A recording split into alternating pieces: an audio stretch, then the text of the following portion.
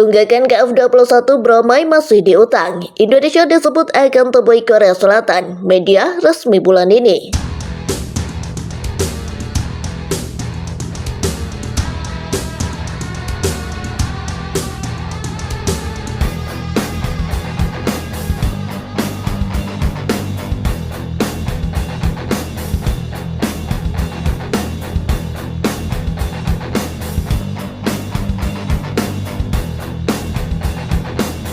Indonesia dan Korea Selatan yang bekerja sama dalam proyek KF21 Bromai harus menanggung biaya pengembangan pesawat. Namun, meski KF21 Bromai sudah terbang, Indonesia rupanya masih menunggu pembayaran biaya proyek ke Korea Selatan.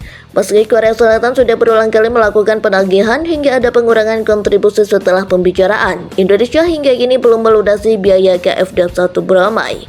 Terkait keterlambatan kontribusi dari Indonesia, Om Dong-wan, Kepala Administrasi Program Akuisisi Pertahanan mengatakan, pada bulan Februari Indonesia membayar tambahan 41,7 miliar won dan kami memutuskan untuk memberitahu Korea tentang rencana pembayaran saldo kontribusi yang terlambat pada akhir Juni.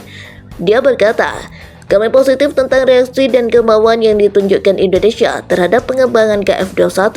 Setelah memasuki bulan Juni 2023, Indonesia agaknya akan segera membayar kasar KF21 Bromai ke Korea Selatan.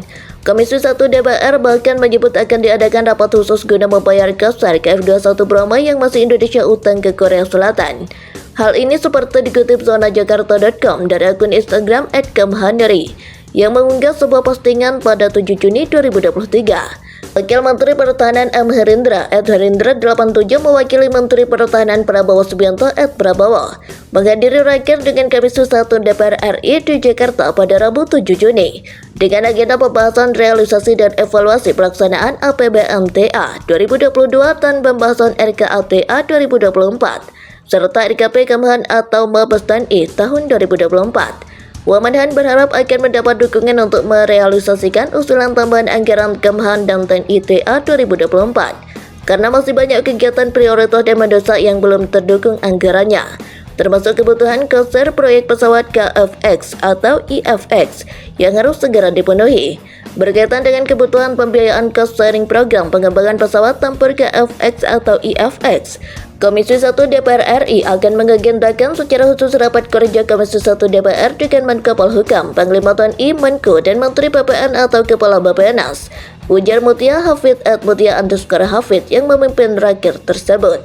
Di sisi lain, melalui tema RKP tahun 2024 mempercepat transformasi ekonomi yang inklusif dan berkelanjutan, Wamenhan M. Herindra menyatakan bahwa proyek prioritas nasional pada tahun 2024 di bidang pertahanan diantaranya melalui kegiatan penguatan keamanan dalam negara, penguatan kemampuan pertahanan dibarengi Confident Building Mission atau CBM, dan penguatan keamanan laut. Selama raker, Wamenhan didampingi KSAD, KSHL, Wakasau, Kasum TNI, Sekjen Kemhan, Irjen Kemhan, serta pejabat eselon 1 dan 2 di lingkungan Kemhan. Tulis akun Instagram @kamhanri dalam unggahannya. Korea Selatan akan melakukan berbagai cara guna menagih pembayaran Indonesia. Sementara itu, dikutip zonajakarta.com dari artikel terbitan di Guru pada 16 Juni 2023, Indonesia dan Korea Selatan disebut akan melakukan pertemuan terkait KF21 Bromai. Santo Dharma Sumarto, Direktur Jenderal Asia Timur dan Pasifik Kementerian Luar Negeri Indonesia menghadiri acara penanaman dalam rangka kampanye global untuk menanggapi krisis iklim Plan Our Planet POP yang diadakan di Kabupaten Bogor di luar Jakarta pada tanggal 15 waktu setempat. Komunikasi dan negosiasi antara kedua negara terus berlanjut terkait kerjasama pesawat tempur KF21 Bromai, ujarnya jelas di Guru. POP adalah kampanye yang menghubungkan dunia nyata dan dunia maya untuk menanggapi krisis iklim oleh Kementerian Luar Negeri Korea, Dinas Kehutanan Korea, dan Komite Korea untuk Dana Anak-anak Perserikatan Bangsa-Bangsa atau UNICEF. Presiden RI Joko Widodo juga menyampaikan perlunya kerjasama di bidang industri pertahanan terkait KF21 untuk terus berlanjut, kata Direktur Santo Darmanto Subarto dalam acara yang dilakukannya. Oleh karena itu, kedua negara berencana mengadakan pertemuan resmi dalam bulan ini.